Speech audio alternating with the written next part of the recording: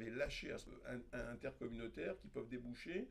Il y a une préoccupation réelle, hormis pendant c'était très intense au niveau de...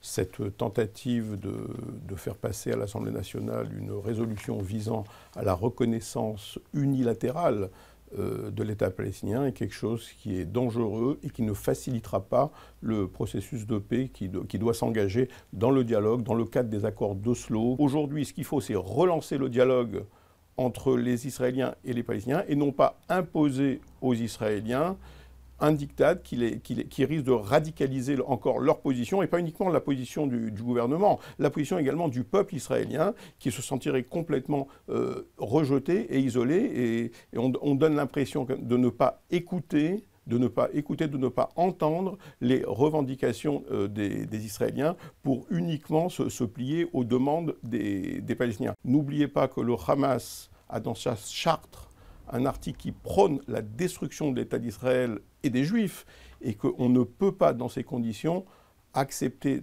de reconnaître un État qui, dans sa charte, souhaite la destruction d'un autre État, de l'ONU. Donc on est dans quelque chose qui est complètement ubuesque.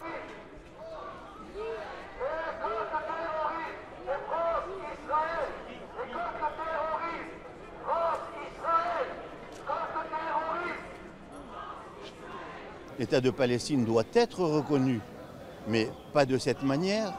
Il faut que les deux parties soient invitées à retourner à la table des négociations, mais les deux parties, pas seulement faire pression sur l'une et favoriser l'autre. Comme l'a dit le Premier ministre récemment à la Grande Synagogue, l'antisionisme, c'est l'antisémitisme.